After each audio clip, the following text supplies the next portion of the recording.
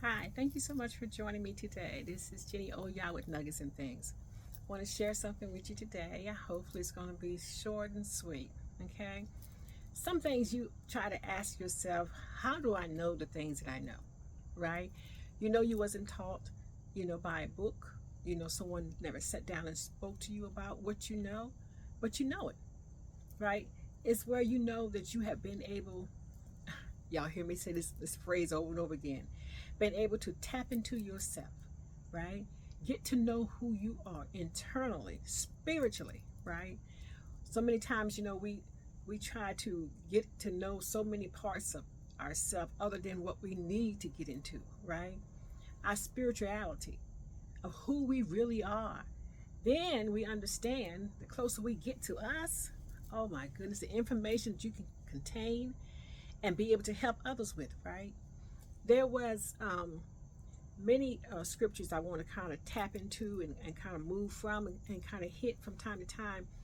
Um, there was several passages where it talks about, I don't know if I was in the spirit or not, or in the body or not. All I know is I was carried into another place. You know, Daniel talked about seeing things that he did not see with his natural eyes. Ezekiel said, he was carried out into the valley, of dry bones. He said Jacob saw this wheel, different ones, right? Had just talked about, even Jesus said, he was carried out in the spirit after he fasted for 40 days and 40 nights. He was carried out into the spirit into the wilderness, right? Where he was seen, introduced to the enemy, his brother, whatever, and began to, tempt him, right? And then I believe it was John who talked about, he saw something. He didn't know whether or not it was in the spirit, or whether or not he was in his flesh, but what he saw, and it said that John wrote Revelations, and we know that's a deep book by itself. So sometimes we have to understand that, we, right? We are capable of knowing things and seeing things maybe that somebody else cannot see and do not know. And but how do I know this, right? Where did this information come from? Then what do I do with this information once I know it? You got to tell somebody so it can become history, right? You tell somebody because later on somebody's going to confirm it, or sometimes you're confirming what somebody else has said, right? But information that you're given, trust me, you're not the only one with that same information. You are not the only one that know what you know, right? So as you begin to speak it, you find out that somebody can say, oh wow, at last, I thought I was crazy. I thought, but somebody else has seen it, experienced it, and know the very same thing that you know. I listen to so many people talk about things that they begin to share about their personal life, right? But when they begin to share it, they find out there's somebody tagging them all the time, saying, wow, you know, you too, you too, right? So, you find out there's somebody else who's exactly like you. You know, I try to share some time about, the empaths, the light workers, right? Those that, the indigo, different ones, right? Starseeds, just different ones, right? That have, um, understand their mission in life, right? And I remember when I was awakened to the empath, right? Because, you know, as I traveled through, I knew that I had the ability to see things before they happen and know things that has not happened but happens later on. I could dream things and watch them unfold at one point or another in life. And I remember one time I was sharing a dream, with one of my sisters, and she asked me. She said, "Jenny, don't tell me any more of your dreams." I said, "Why?" Right? She says, "Because it scares me." And I said, "Oh, I'm sorry, because I don't. It's not my intention to scare you. I just wanted to tell you about a dream, right? And, being one of billions of people who are dreamers, right? That can dream things and see things unfold as you dream them, and can be in a dream and see today before it gets there. Or you can be in the dream and saw your yesterdays, right? And I'm not talking about the natural yesterday. I'm talking about your past, right? You know, past experiences, past lives, whatever you want to call them, right? Everybody, has different views of things. But what I'm trying to get you to understand is in life, you're not alone being who you are. You're not alone for knowing what you know, seeing what you see, experiencing what you have experienced, right? Um, I share sometimes, with people. I don't think I've shared it openly before, but being able to see things even as a child, right? And kind of scared me because I wasn't aware of what I was seeing. I didn't understand what I was seeing, but I knew it was there, right? And as life, as you begin to move through life and get older, you understand now the attacks that you were having as a child. As a child, you may be attacked because you're more vulnerable. You're weak. You have not gotten your strength, your understanding. And I have a phrase I say sometimes, you should have got me when I was asleep, right?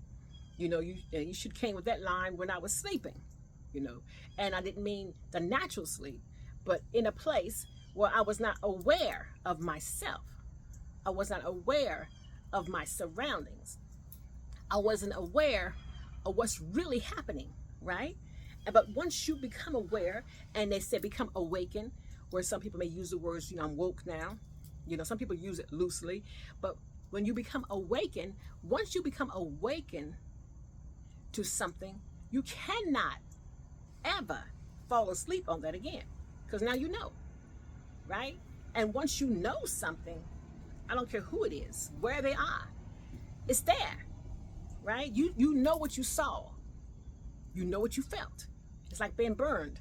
You was burned. Somebody, I know you was. How they gonna tell you what you just felt and what your experience is or has been, right? So understand, when you see, know, and experience things in your life that may be different to somebody that maybe you are in contact with. It's the circle that you're in, and that's why many times we must change the circle.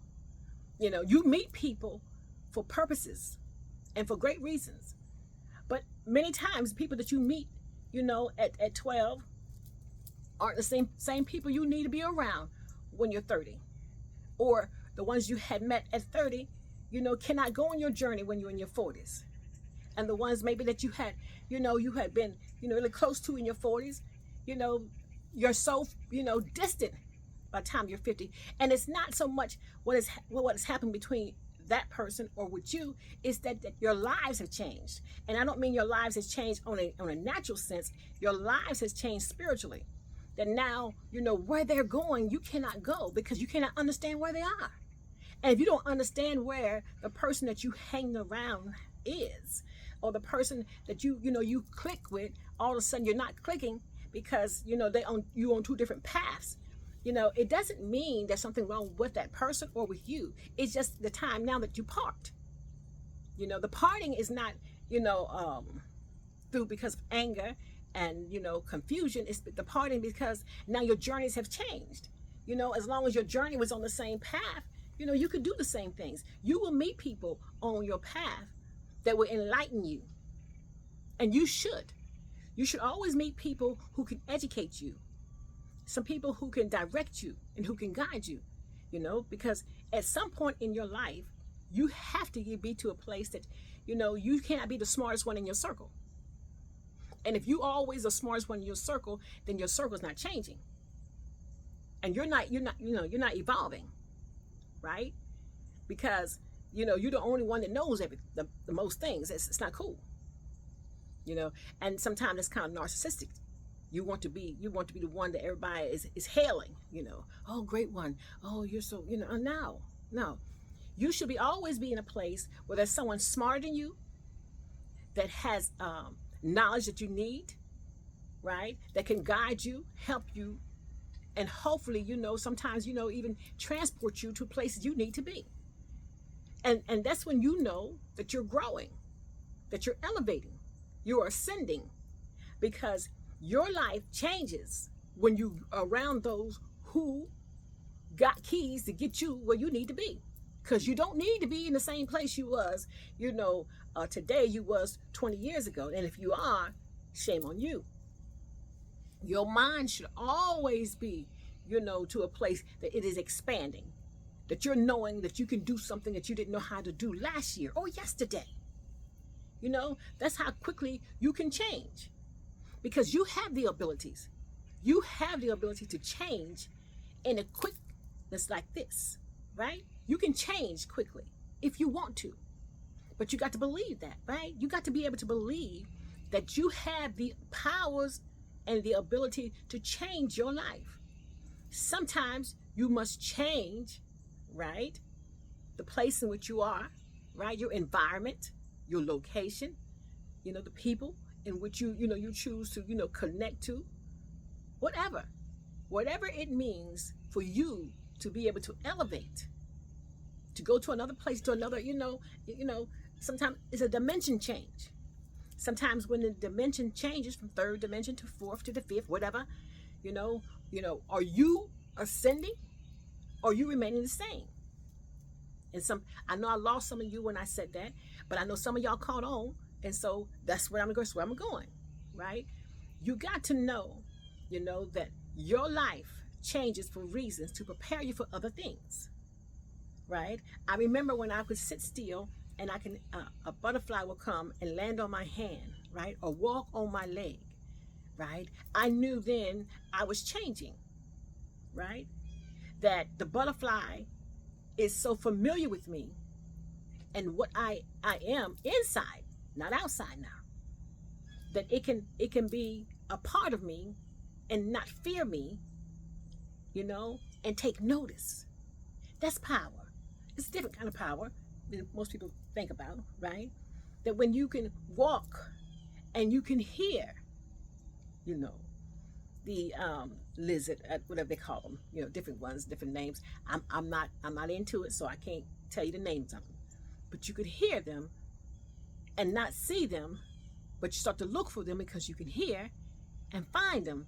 And I'm not talking about hear them naturally, right? So I'm saying when you tap into to you, and you're not afraid to. See, sometimes we are afraid to step into a new because it goes against everything you have been taught.